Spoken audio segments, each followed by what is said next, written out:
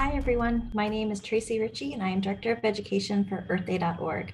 Today we're going to be talking about climate literacy for climate action. First, I just wanted to do a brief introduction to myself and my work with EarthDay.org. I've been in the field of environmental education for over 15 years now, working with different audiences across the United States and hoping to inspire action for taking care of the environment, protecting wildlife and natural resources, and seeing how we can all make a difference in it.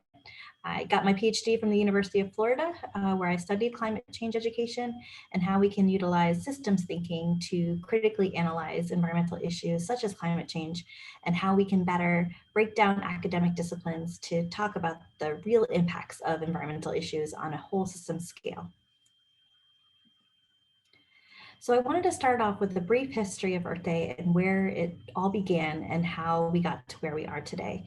So the idea from Earth Day came from Senator Nelson from Wisconsin, and he was really inspired by the anti-war and civil rights movement happening in the United States in the late 1960s, and also this pervasive problem of environmental issues that were really in your face, visible, and across the country. These included things like the Santa Barbara oil spill in California. The Cuyahoga River in Ohio was so contaminated, it was regularly catching on fire. There was issues of smog in urban cities across the world.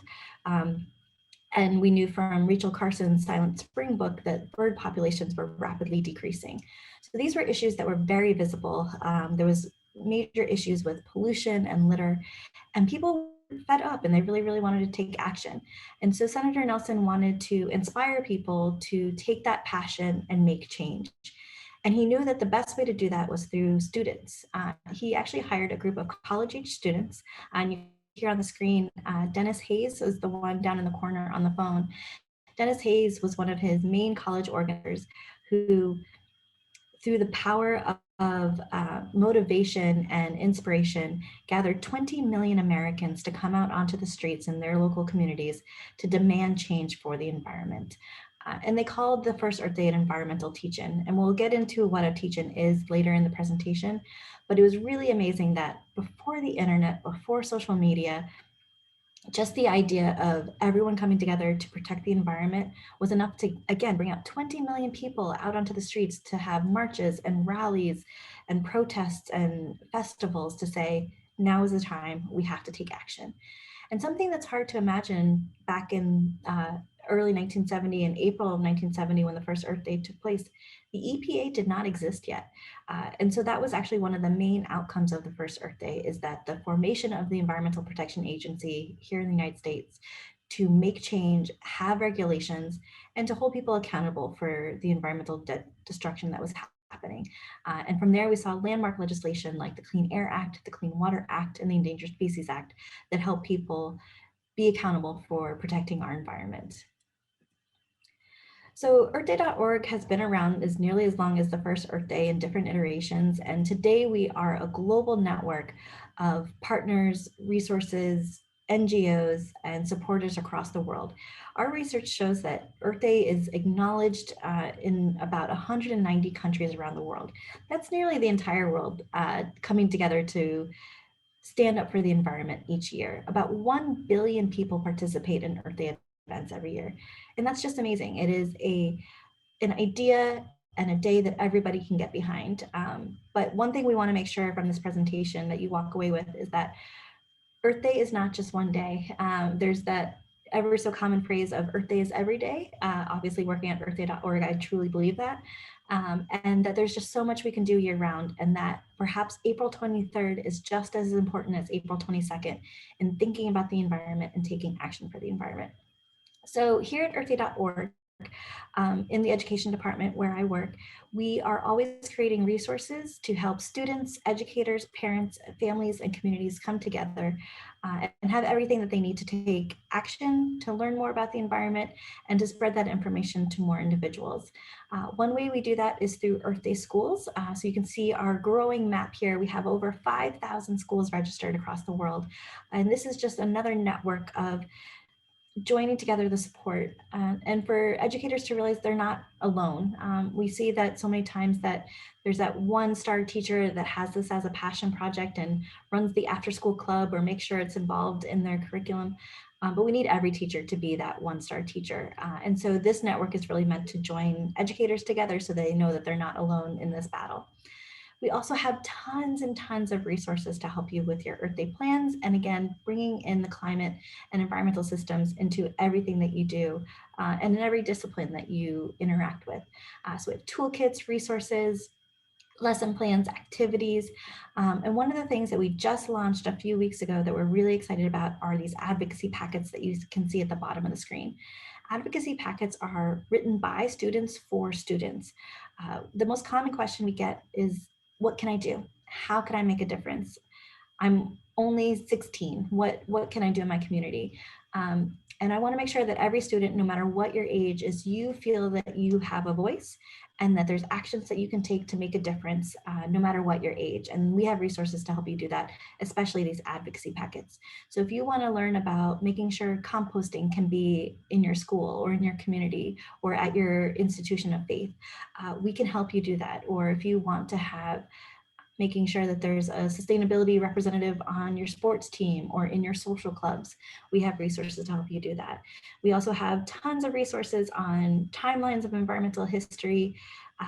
Again, we're going to talk more about teach-ins later. If you want to know about having pollinator gardens in your home or your community, again, tons of resources. So check out our education resource library on our website. And the great thing is our website is our name, earthday.org. You can find all that information there. Something else I'll say is that our theme for 2021 is Restore Our Earth. And this can be a very all-encompassing theme where we can talk about lots of different aspects of what we can do as individuals, as families, and as communities to take care of our planet. We've learned a lot over the past year during the pandemic of behavior change is hard, but turns out it's not so hard. And the drastic changes we've seen and the things we've had to do can really help our planet. So how can we learn from the past year and taking these actions to sustain them long term to see how we can protect the environment? Another thing I wanted to share during this presentation is talking about our climate literacy campaign. This is a very large campaign that we started in September of 2020 that has lots of parts. We want to make sure that, as always, we are working from the bottom up and supporting grassroots efforts for, again, teachers, educators, non-formal education institutions, NGOs around the world, anyone who's working at the ground level to make sure that this kind of education happens for our students. But we also want to make sure that we're holding leaders accountable, and we're talking with different national entities that they're going to commit to climate and environmental education at a national level through a series of global meetings and leaders coming together to talk about their climate commitments through the Paris Agreement. And what we want to make sure that they are asking for and that they're making plans for is that every school in the world has compulsory and assessed climate and environmental education in their curriculum, and that that curriculum also has a strong civics component. And just to unpack that a little bit, when we say compulsory, we're not advocating for a certain kind of curriculum or a certain standards that could be reached, but we say compulsory to say we want every single student to have equal access to this kind of education. And that we also want it not just throughout the science courses, but embedded across the disciplines and across the grade levels.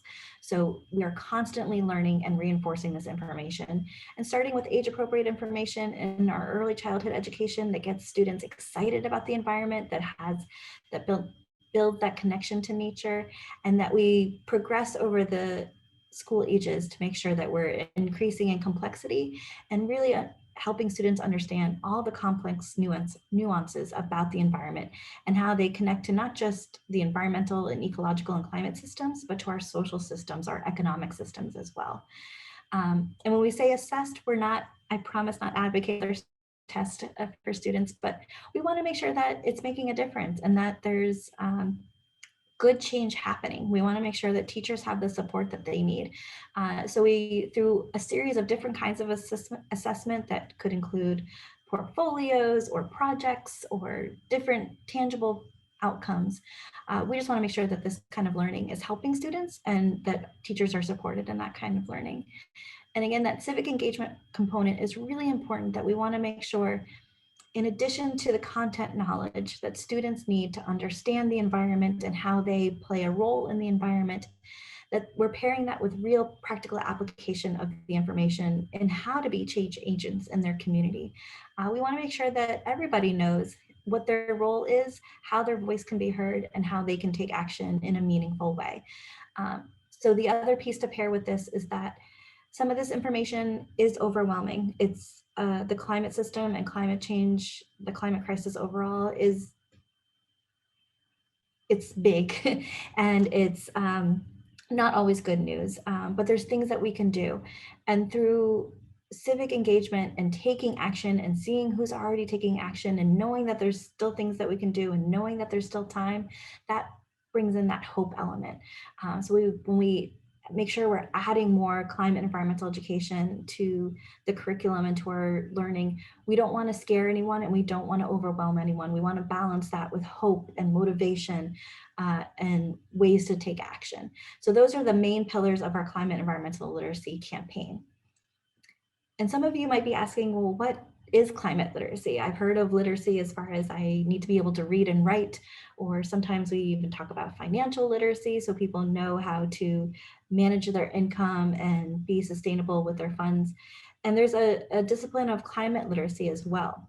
And climate literacy, it's not you're climate literate or you're not. There's definitely a spectrum and a progression over time to become more climate literate. And again, this is where we want to see this kind of information built into the curriculum, starting at early childhood and going through higher education. So this is not just, one environmental science elective in high school. This is across all the pieces to see how we can really understand the environment, how we impact the environment, and how the environment impacts us. And it's really meant to make sure that we are considering the environment and the climate systems as we make everyday decisions, as we make purchasing decisions, as we make decisions about how we move across our community through transportation. Again, every aspect to what we eat.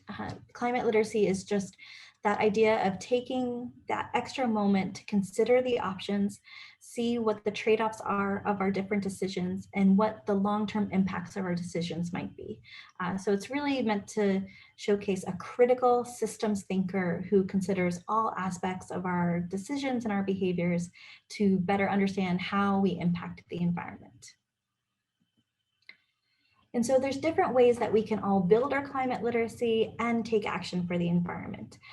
Again, we're going to talk more about teach-ins in just a second.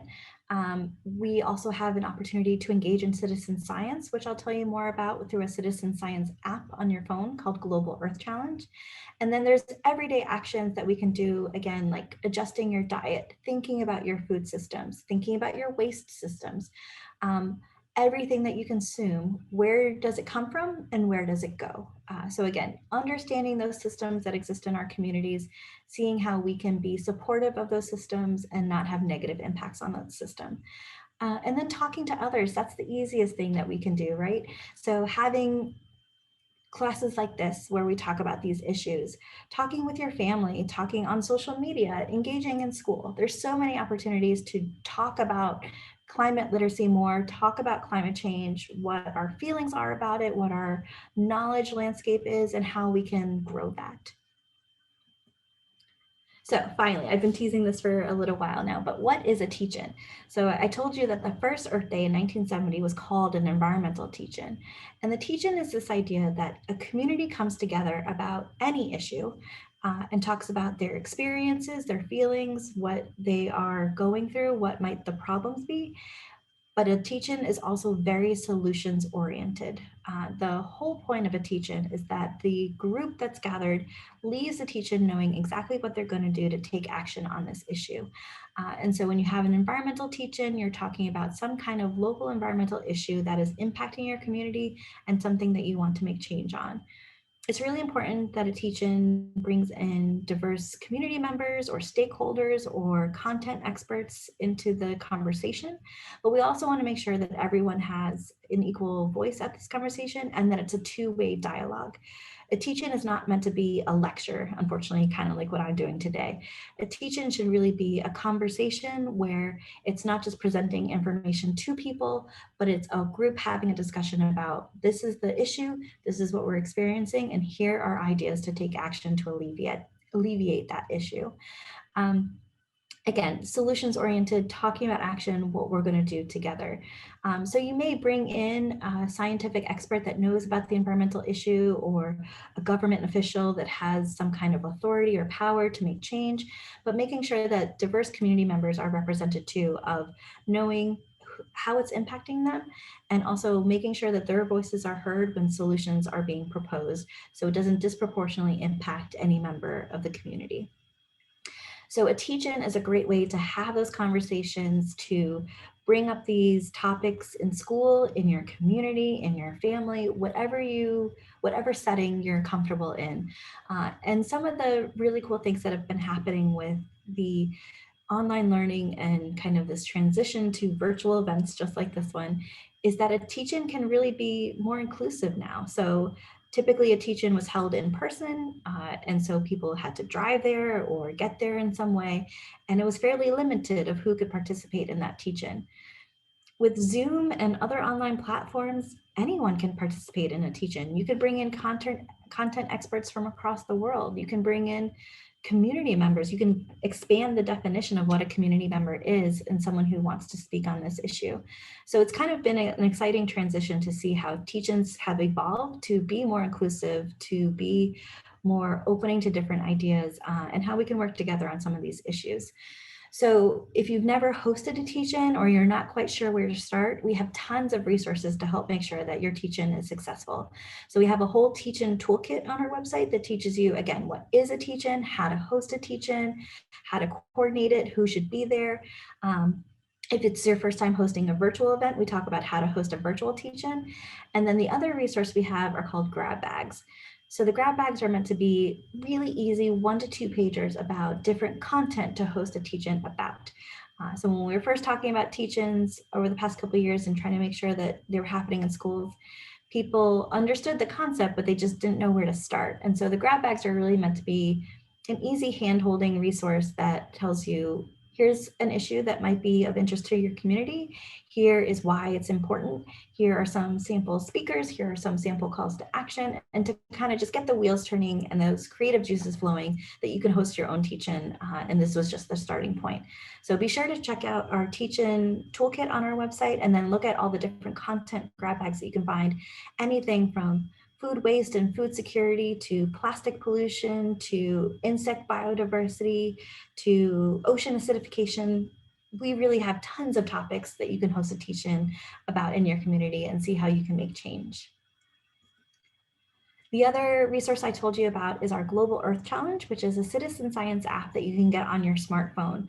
It's available for both Apple and Android, so you can find it on any device.